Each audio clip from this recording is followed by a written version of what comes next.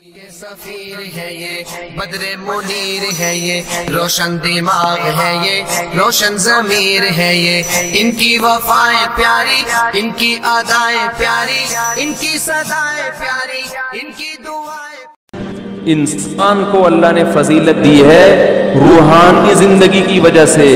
جس کی روح اچھی ہوگی جسم سے نکلنے والے اعمال اچھے ہوں گے، روح گندی ہوگی جسم سے نکلنے والے اعمال گندے ہوں گے۔ کہتے ہیں نا موسیقی روح کی غذا ہے، گندے لوگوں کی روح کی غذا ہے، اچھے لوگوں کی روح کی غذا قرآن کی تلاوت اور ذکر اللہ ہے۔ ہمارے حضرت جب ذکر کیا کرتے تھے نا عجیب کیفیت ہو جاتی تھی۔ ایک شعر پڑھا کرتے تھے، دم رکا سمجھو اگر دم بھر بھی یہ ساغر رکا، میرا دور زندگی ہے یہ جو دور جام ہے۔ کیا زبردست شعر ہے۔ اللہ کے ذکر کو نا شراب سے تعبیر کیا ہے، جیسے شرابیوں کو شراب محبوب ہوتی ہے نا، اور شراب خانے میں جب وہ جاتے ہیں، میں خانہ جسے کہتے ہیں، آواز صاف آ رہی کہ نہیں آ رہی؟ میں خانے میں شرابی جاتے ہیں تو شراب کے جام چل رہے ہوتے ہیں، ادھر ایک پیا ختم ہوا، لیا دوسرا پیا، ٹھیک ہے نا۔ تو جیسے شرابی کو شراب سے عشق ہوتا ہے اور وہ کہتا ہے دم رکا سمجھو، کہہ رہے سمجھو میرا دم رک گیا، دم بھر بھی یہ ساغر رکا، ایک دم کے لیے بھی اگر یہ دور رک گیا تو میرا دم ختم، میں مر جاؤں گا، میں برداشت نہیں کر سکتا۔ میرا دور زندگی ہے یہ جو دور جام ہے، یہ جو شراب کا دور ہے نا یہی میری زندگی کا بھی دور ہے۔ میرے بلڈ کی جو سرکولیشن ہے وہ اسی سرکولیشن کی وجہ سے جو شراب کے پیالے جو گھوم رہے ہیں۔ تو حضرت اللہ کے ذکر کے بارے میں یہ شعر پڑھا کرتے تھے کہ اللہ کے ذکر کی ہمیں ایسی لت پڑ گئی ہے، ایسا چسکا لگ گیا ہے جیسے شرابی کو شراب کا چسکا لگتا ہے۔ تو حضرت بڑے مزے سے ذکر اللہ کے بارے میں یہ شعر پڑھا کرتے تھے، دم رکا سمجھو اگر دم بھر بھی یہ ساغر رکا، کہ اللہ تیرے نام کی لذت اور تیرے نام کا چسکا ہمیں ایسا لگ گیا ہے کہ دنیا کی کوئی بھی نعمت ہم سے چھین لی جائے ہم مریں گے نہیں، کوئی ہم سے تیرا نام لینا چھڑوا دے، کوئی ہماری زبان پہ تیرا ذکر کرنا ہم سے چھڑوا دے، ہم ایک سیکنڈ کے لیے بھی زندہ نہیں رہ سکتے۔ یہ کیفیت ہوتی ہے کس کی بھائی؟ اہل اللہ کی، جن کی روح پاکیزہ ہوتی ہے، اور جن کی روح ناپاک ہوتی ہے جب تک وہ اداکاراؤں کے ڈانس اور ناچ نہ دیکھ لے اور ان کے ناچ گانے کا میوزک نہ سن لے، ان کی روح کو تسکین بولو نا بھائی نہیں ملتی۔ تو روح کی بات ہے، جیسے ہیروئن چی کو اور شراب کی کو اس کی باڈی کو تسکین ہیروئن اور شراب سے ملتی ہے، لیکن جس انسان کو اس گندگی کی عادت نہیں ہے اسے تسکین کے لیے شراب اور ہیروئن کا سہارا نہیں لینا پڑتا، اسے تو بدبو آتی ہے، اسے تو گھن آتی ہے۔ تو مسئلہ ہی سارا کس کا ہے بھائی؟ روح کا ہے۔ تو اللہ تعالیٰ نے جبریل علیہ السلام کے ذریعے انسان کی روح کو طاقت دی ہے۔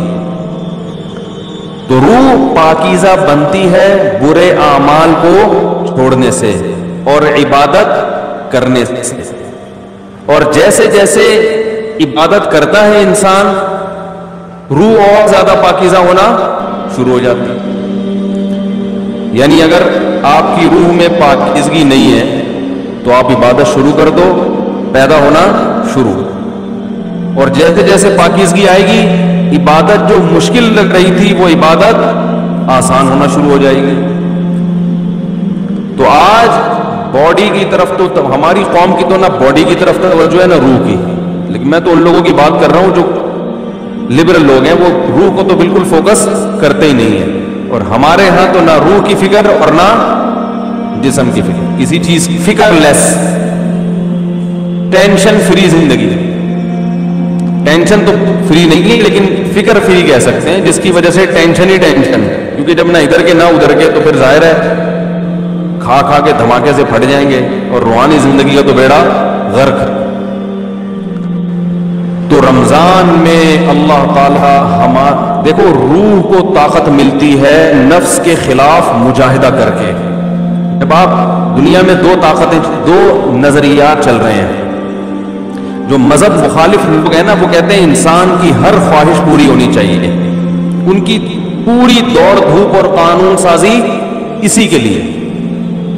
مکان سستا ہو جائے, روٹی سستی ہو جائے, کپڑا سستا ہو جائے, ہر ایک کا علاج فری ہو جائے, یہ ہو جائے وہ ہو جائے, جس کے جو دل میں خواہش آئے وہ خواہش پوری ہو جائے. اسی کو انٹرٹینمنٹ کہتے ہیں, اسی کو عیاشی کہتے ہیں. اسلام نے ہمیں بتایا ہے کہ تم جتنی خواہشات پوری کرو گے ہر خواہش مزید خواہشات کو پیدا کر کے جائے گی.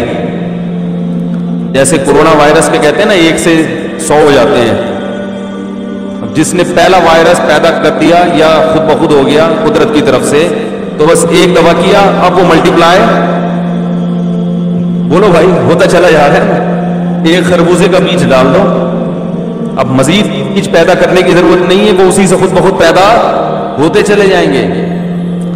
اسی لیے شاعر نے کہا ما قضى احد منها لبانته ولن تهرب الا الى عربی, کہ اس دنیا میں آج تک کسی نے اپنی خواہشات پوری نہیں کی ہیں. جس نے ایک خواہش پوری کی تو وہ ایک خواہش جب ختم ہوئی تو ہزاروں خواہشات کو پیدا کر کے ختم ہوئی ہے. وہ یہ جو ہمیں نظر آ رہے ہیں نا, بہت سے لوگ لائف کو انجوائے کر رہے ہیں, ان کی ہر خواہش پوری ہو گئی, ابھی کچھ بھی نہیں چاہیے. یہ آپ کو لگ رہا ہے کہ کچھ نہیں چاہیے, آپ کبھی ان کے پاس جا کے بیٹھیں گے تو پتا چلے گا کہ جتنا ان کو چاہیے اتنا ہمیں نہیں چاہیے. تو اسلام نے ہمیں کچھ ایسی کام بھی بتائے ہیں جس میں ہمیں اپنے نفس کے اگینسٹ چلنا پڑتا ہے. دل نہیں چاہتا مگر اس کی مخالفت کرنی پڑتی ہے. دل کی خواہشات کو جتنا کچلیں گے روح کو طاقت اتنی زیادہ ملے گی, اور روح کو تسکین ملتی ہے اس سے. تو اسلام نے ہمیں اپنے جسم کی خواہشات کو کچلنے کے لیے روزہ دیا.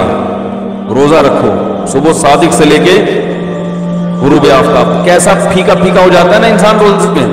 مجھے تو آپ ابھی بھی پھیکے پھیکے سے ہی لگ رہے ہیں.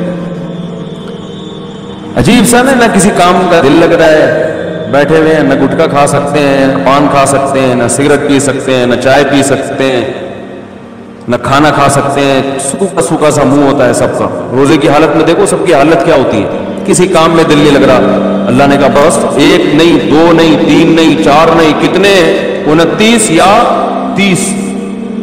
آسان کام تھوڑی ہے. پھر ہاتھ باندھ کے اللہ کے سامنے کھڑے ہو جانا, نماز میں باؤنڈ کر لینا اپنے آپ کو. آج دنیا میں دنیا پرستوں کے لیے سب سے قیمتی چیز ٹائم ہے. وہ ٹائم کہتے ہیں کہ اتنی دیر ہم مسجد میں اللہ کے سامنے ہاتھ باندھ کر کھڑے رہے, اس سے ہمیں ملتا تو کچھ بھی نہیں ہے. تو یہ تو ٹائم ویسٹنگ ہے. تو اللہ نے کہا کہ کرو یہ کام, تمہارا دل نہیں چاہتا مگر تمہیں کرنا پڑے گا. تو جب انسان بار بار بار بار اپنی خواہشات کے اگینسٹ چلتا ہے نا تو اس کی روح کو طاقت ملنا شروع ہو جاتی ہے. اتنی روحانی قوت اس کے اندر پیدا ہوتی ہے.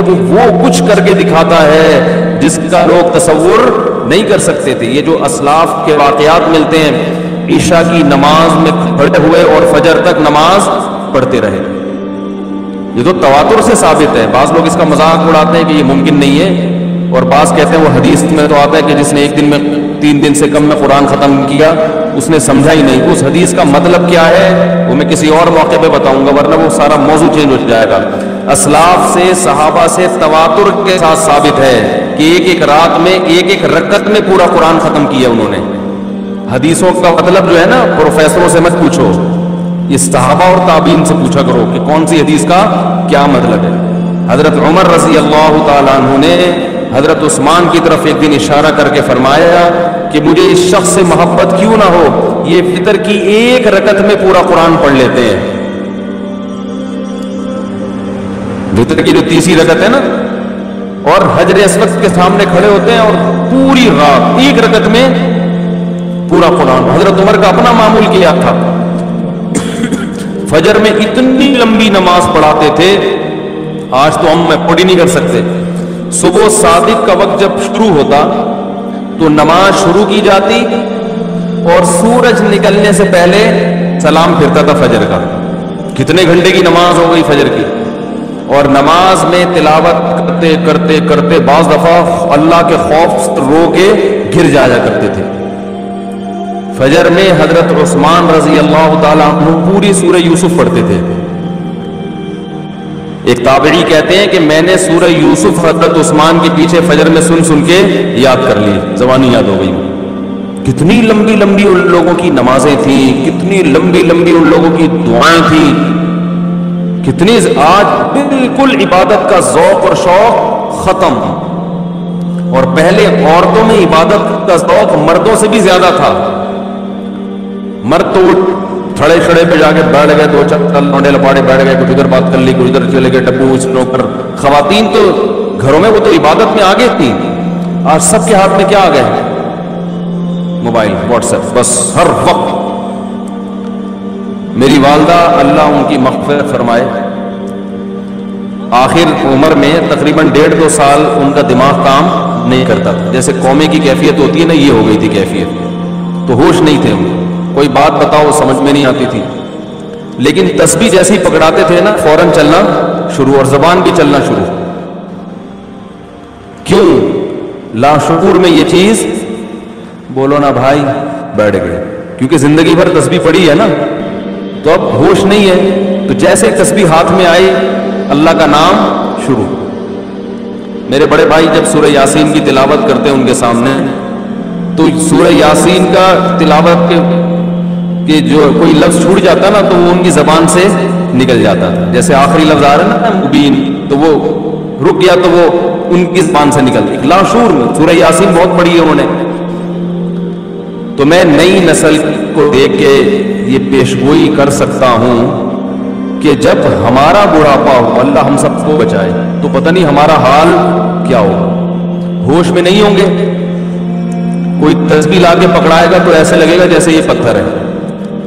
جیسے ہی موبائل لا کے پکڑائیں گے نا، ٹھک ٹھک چلنا، فوراً سب سے پہلے لاک کھلے گا اس کا. حقیقت بتا رہا ہوں میں، کیونکہ لاشعور میں یہ چیز بیٹھ گئی ہے. موبائل ہے، فیس بک، واٹس ایپ، یوٹیوب، ایک دم چلنا شروع، ٹک ٹک ٹک، میسج بازیاں. اور بھی کیا کر رہی ہو؟ دوپٹہ کہاں سے خریدا؟ خواتین کی چاہے قومے میں ہو یا کچھ بھی ہو، اللہ بچائے سب کو قومے میں جانے سے. جو کام زندگی بھر کیا ہوتا ہے، جب انسان ہوش میں نہیں ہوتا تو وہی کام اس کے سامنے آنا شروع ہو جاتا ہے. علماء نے بیان کیا کہ کئی دنیا میں حافظ ایسے ہیں کہ مرتے ہوئے ان سے کہا جا رہا تھا کہ کلمہ پڑھو تو گانا گانا شروع کر دیا انہوں نے. حافظ قرآن تھے مگر قرآن کی تلاوت نہیں کرتے، گانوں اور فلموں کو فوکس کیا ہوا تھا. موت کے وقت کلمہ نہیں نکل رہا زبان سے، انہیں گا رہے ہیں، انہیں بتایا جا رہا ہے کہ پڑھو کلمہ، نہیں، گانا گا رہے ہیں. تو اللہ کے عذاب سے بچنا چاہیے بھائی. کچھ عادی بنائے. ہم یہ نہیں کہہ رہے کہ ہمارے اسلاف جیسے پوری پوری رات عبادتیں کیا کرتے تھے ایسے ہی کریں. کچھ تو عادی بنائیں اپنے آپ کو اللہ کے سامنے رونے کا، کچھ تو اللہ کا نام لینے کا اپنے زبان کو عادی بنائیں.